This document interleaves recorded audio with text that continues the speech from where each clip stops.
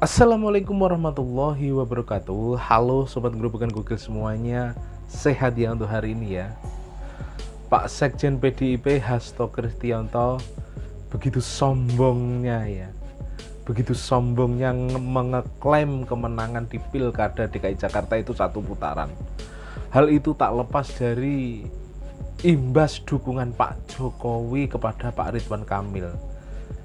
Dengan sombongnya Pak Hasto menyebut sebelum didukung oleh Jokowi, Jakarta akan menjadi 2 putaran. Tapi ketika Jokowi mendukung Ridwan Kamil, itu Pramono Anung akan menang 1 putaran. Sombongnya ya. Namun kesombongan Hasto tersebut dibungkam telak oleh banyak orang ya, seperti Bung Iya Subiakto dan lain sebagainya. Nah, seperti apa sih video lengkapnya? Langsung saja ya, kita reaksi bersama-sama video berikut ini. Bahwa dengan sikap Pak Pramono Anung dan Rano Karno atas endorsement Pak Jokowi terhadap Ridwan Kamil, itu malah mendapatkan dukungan yang makin luas buat Pak Pram dan Pak Rano Karno. Sehingga sebelum adanya endorsement Pak Jokowi, kami merancang 2 putaran, tetapi justru begitu Pak Jokowi mengendorse dan mendapatkan reaksi negatif dari publik, ini malah bisa 1 putaran. Karena kedewasaan Mas Pram di dalam merespon itu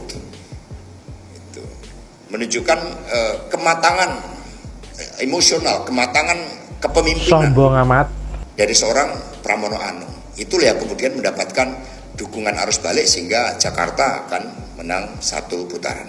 Ikut nyoblos pilkada nih. Kita ikutin di minggu-minggu terakhir kan, di ujung-ujung kampanye ini kan rame, riuh rendah di sana sini, saling mendukung, saling mengklaim dan sebagainya. Tadi yang menarik saya lihat kampanyenya Pramono Anung dan Rano Karno di DKI itu ada Anies di sana nongol itu. Jadi ini makin gak karu-karuan gitu. Jadi kalau kita ngelihat perilaku orang-orang PDIP, ya termasuk Anies sendiri ini memang anomali, tapi memang cukup menyesatkan sebenarnya. Jadi perpolitikan kita ini diobok-obok oleh 2 orang ini yang nggak jelas sebenarnya mau kemana dibawanya kalau mereka memerintah di dalam konstitusi Indonesia ini gitu, karena tidak punya pendirian yang jelas gitu. Sejak kalah Pilpres di 2024 yang lalu itu kok PDIP itu makin kehilangan arah. Sebenarnya partai ini mau kemana gitu. Kalau gembar-gembor jadi partai wong cilik, tapi kelakuannya ya licik kayak gitu. Jadi malu-maluin. Minggu lalu saya lihat Megawati juga turun ke Jawa Tengah gitu.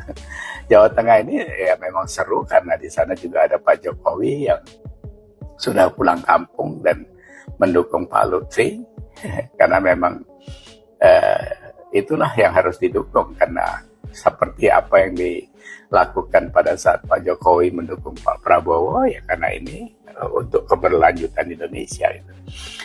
Jadi buat kita ya tidak ada pilihan lain juga, khususnya Jawa ya, termasuk DKI, Jakarta, sekarang Jawa Barat, Jawa Tengah, Jawa Timur. Ya kita memang harus mendukung apa yang didukung pemerintah, suka atau tidak suka, dengan segala macam kelemahan dan keunggulannya masing-masing calon itu gitu. Karena tidak mungkin kita mendukung calon-calon dari PDIP, karena itu pasti berseberangan dengan apa yang dilakukan oleh pemerintah nantinya. Itu bisa menghambat, walaupun tidak total, tapi pasti mengganggu itu. Kita punya pengalaman apa yang terjadi dengan Jakarta pada saat Anies jadi gubernur. Semua program yang dilakukan oleh pemerintah itu terhambat gitu ya. Jadi reklamasi kali Ciliwung dibilang naturalisasi, tapi nggak pernah dikerjakan. Uang hampir 500 triliun 5 tahun yang kelihatan cuma sumur resapan. Ini nggak boleh terulang lagi. Jadi kalau sekarang Anies Baswedan gabung dengan Pramono Anung dan sebagainya, itu 11-12 saja sebenarnya gitu. Karena ngomongnya saja mau bangun ini, bangun itu, dan sebagainya.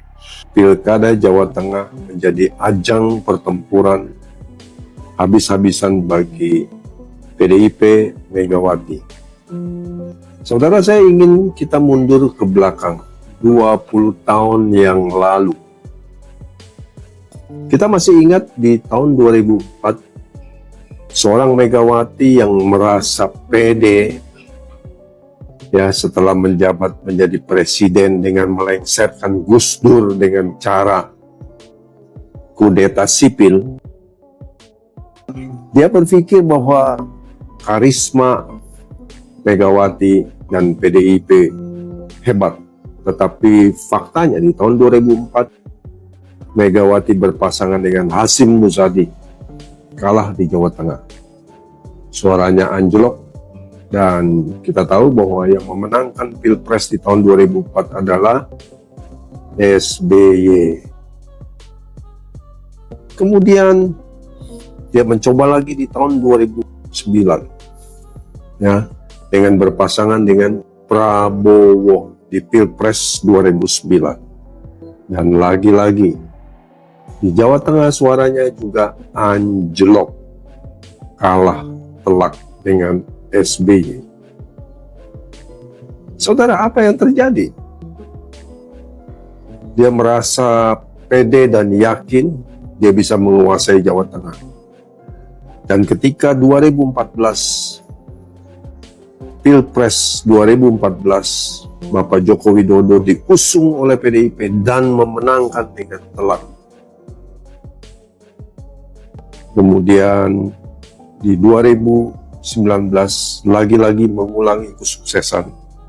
PDIP mengusung Jokowi di Jawa Tengah, memenangkan pertempuran menjadi Pilpres di 2019. Kembali Jokowi berhasil melawan Prabowo. Saudara, apa yang terjadi? Kalau kita melihat bahwa sebenarnya bukanlah faktor PDIP. Jokowi menang 2 kali suaranya di Jawa Tengah. Tapi faktor Bapak Jokowi sendiri yang merakyat. Dan itu terbukti 2 kali di sana. Dan akhirnya kita kenal bahwa Jawa Tengah disebut menjadi kandang banteng. Karena selama 2 periode itu, ya, 2014, 2019 sampai 2024, kita tahu bahwa gubernurnya seorang Ganjar Pranowo, 2 periode selama 10 tahun. Tetapi kemudian apa yang terjadi ketika di 2024 Ganjar yang dicapreskan PDIP kalah telak di Jawa Tengah, ya, dan sangat memalukan kalau itu jadi sebutan kandang banteng, sementara Ganjar sebelumnya jadi gubernur Jawa Tengah dan dia hanya mendapatkan suara yang sangat sedikit di sana. Artinya apa? Artinya bukanlah faktor PDIP